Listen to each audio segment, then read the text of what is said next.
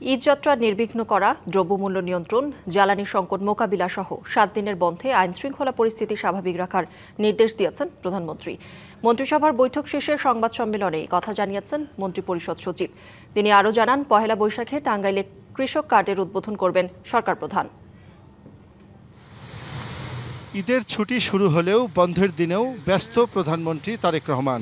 মঙ্গলবার বেলা 11টায় সচিবালয়ে নিজ দপ্তরে বুয়েটের প্রকৌশলীদের সাথে বৈঠক করেন তিনি।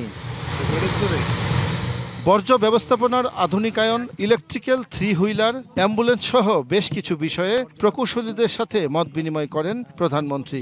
রাস্তার থেকে বর্জ্য এগুলা সরিয়ে নেওয়ার কোনো নিষ্কাশনের ব্যবস্থা, যান্ত্রিক ব্যবস্থা তৈরি করা যায় কিনা, আমাদের এই ইলেকট্রিক 3 হুইলার নিয়েও আলাপ হচ্ছে, যেটা বুয়েট ডেভেলপ করেছে অলরেডি অনেকখানি। সো সেগুলোর ব্যাপারে ওনারা ভবিষ্যতে আশু পদক্ষেপ নেবেন। পরে প্রধানমন্ত্রী আরেকটি বৈঠক করেন ঢাকার উত্তর ও দক্ষিণ সিটি কর্পোরেশনের 2 প্রশাসকের সাথে।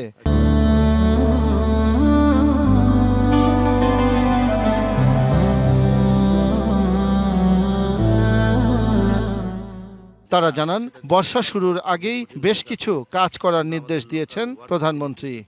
এই বর্জ্য ব্যবস্থাপনায় মহানগরীকে ক্লিন করার জন্য যে সমস্ত ভেহিকেল দরকার, গাড়ি দরকার, সেগুলোর ব্যাপারে ওনারা কতটুকু সাহায্য করতে পারবেন, লোকালি বানিয়ে দিতে পারবেন কিনা, এই ব্যাপারে মাননীয় প্রধানমন্ত্রী সিরিয়াস। উত্তর সিটি কর্পোরেশন বর্জ্য ব্যবস্থাকে ঠিকভাবে কাজ করছে কিনা এর জন্য ঈদের পরে একটা কমিটি করে রেখেছি, মনিটরিং কমিটি। সেই কমিটি ঈদের পরে আমরা পাবলিশ করব, যারা তাতে করে ঠিকভাবে তারা কাজ করছে কিনা।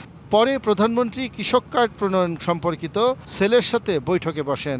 জানানো হয়, দেশের 9 জেলার 11টি উপজেলায় পরীক্ষামূলকভাবে 21,500 কৃষককে কার্ড দেবে সরকার। টাঙ্গাইল সদরে পহেলা বৈশাখে আনুষ্ঠানিকভাবে কার্ড বিতরণ কার্যক্রম উদ্বোধন করবেন প্রধানমন্ত্রী।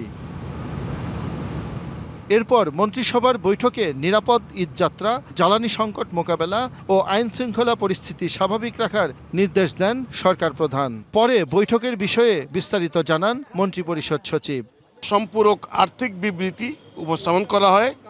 তো এইটাকে আমরা চূড়ান্ত অনুমোদন দিয়েছে মন্ত্রণালয়। কিছু শিলাবৃষ্টি হয়েছে উত্তরাঞ্চলে এবং উত্তর পূর্বাঞ্চলে, কিছু ফ্লাশ ফ্লাড হয়েছে, বন্যা।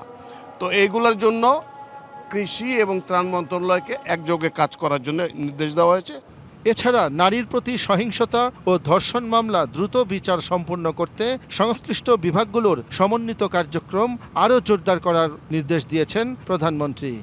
যেগুলো ধর্ষণ মামলা হচ্ছে দেশে বা হয়ে এসছে এর আগে, এগুলোর জন্য একটা স্পেশাল ড্রাইভ নেওয়া, সবগুলো মিনিস্ট্রি মিলে এই জিনিসগুলোকে খুব দ্রুত অ্যাকশন নেওয়ার জন্য ব্যবস্থা করা হচ্ছে। শাহ ইমন, ডিবিসি নিউজ, ঢাকা।